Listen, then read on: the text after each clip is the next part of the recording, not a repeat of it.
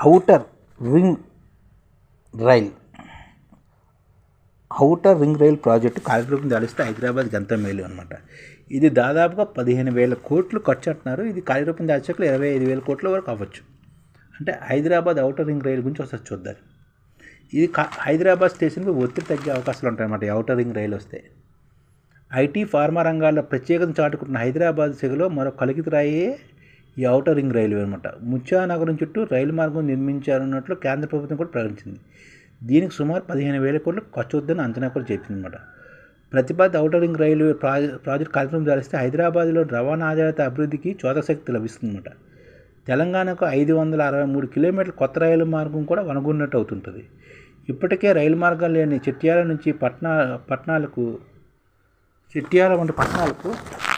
కొత్త రైళ్లు అందుబాటులోకి తేవచ్చన్నమాట. ముఖ్యంగా నగరంలోని రైల్వే స్టేషన్పై ఒత్తిడి గణనీయంగా తగ్గుతుంది. కొత్తగా మరిన్ని స్టేషన్లు ప్రవేశపెట్టేందుకు వెసులుబాటు లభిస్తుందన్నమాట.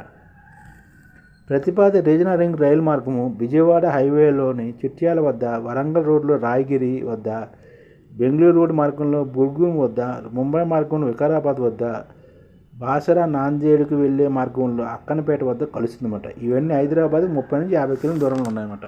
అంటే ఇవన్నీ కొత్త రైల్వే స్టేషన్ కింద ఏర్పడతాయి అన్నమాట. అప్పుడు హైదరాబాద్ ఒత్తిడి తగ్గుతుంది. హైదరాబాద్ సికింద్రాబాద్ కాచిగూడ స్టేషన్ ఇప్పటికే తీవ్ర ఒత్తిడి ఉంది. నగరంలోకి వస్తున్న రైలు సిగ్నల్ కోసం శివారు ప్రాంతాల్లో చాలాసేపు ఎదురు చూస్తున్నాయి. దీంతో చాలామంది ప్రయాణికులు అక్కడే రైలు దిగి ప్రైవేటు వాహనాలు ఇళ్లకు చేరవలసి వస్తుంది. ఔటర్ రింగ్ రైలు మార్గం సాకారమైతే గూడ్స్ ప్రయాణిక రైళ్లను హైదరాబాద్కు 50 నుంచి 60 కిలోమీటర్ల దూరం నుంచే మళ్లించవచ్చు.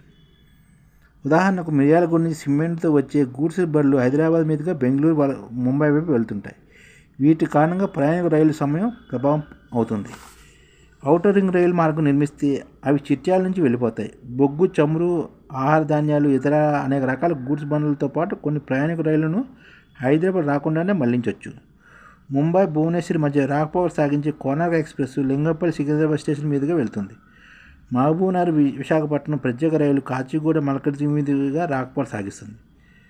ఇలాంటి రైళ్లను శివారు నుంచే పంపించవచ్చు. అలాగే లాస్టిక్ హబ్గా ప్రగతి సాధించవచ్చు అనమాట. Outer ring rail project Vijayawada, Mumbai, Kurnool, Vikarabad, Medak, Karimnagar ప్రధాన రహదారులను అనుసంధానిస్తుంది. ఆయా జంక్షన్లు లాస్టిక్ హబ్లుగా అభివృద్ధి చేయేందుకు అక్కడ కార్గో టెర్మినల్ నిర్మించడానికి అవకాశం ఉంటుందన్నమాట. ట్రాక్ సామర్థ్యం కూడా పెరిగే అవకాశం ఉంటుంది. ప్రస్తుతం దక్షిణ మధ్య రైల్వేలో సెక్షన్లను బట్టి ట్రాక్ సామర్థ్యం 80, 100, 110, 130 కిలోమీటర్ల వరకే ఉంది. వందే భారత్ రైలుకు 180 కిలోమీటర్ల వేగ సామర్థ్యం ఉన్న ట్రాకులు తట్టుకునే పరిస్థితి లేకపోవడంతో 130 కిలోమీటర్ల వేగానికే ఈ ట్రాక్లు పరిమితం అవుతుంది వందే భారత్.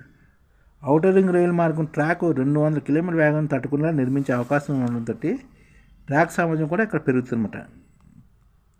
నిధుల భూసేకరణ ఇక్కడ కీలకం. డిపిఆర్ ఆమోదం లభిస్తే ప్రాజెక్టుకు అవసరమైన భూమిని సేకరించడమే అత్యంత కీలకంగా మారుతుంది. ఈ రైలు మార్గం కొన్ని చోట్ల ఆర్ఆర్కు అనుకుని మరికొన్ని చోట్ల దూరంగా వచ్చే అవకాశం ఉంది. ప్రస్తుతం ఆర్ఆర్కు భూసేకరణ జరుగుతుంది.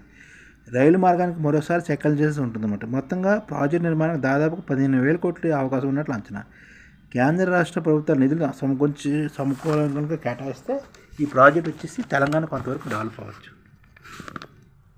ఆ విధంగా ఆర్ఆర్కు సమాంతరంగా రైల్ రింగ్ ప్రాజెక్ట్ కూడా వస్తే తెలంగాణకి ఎంత మేలు.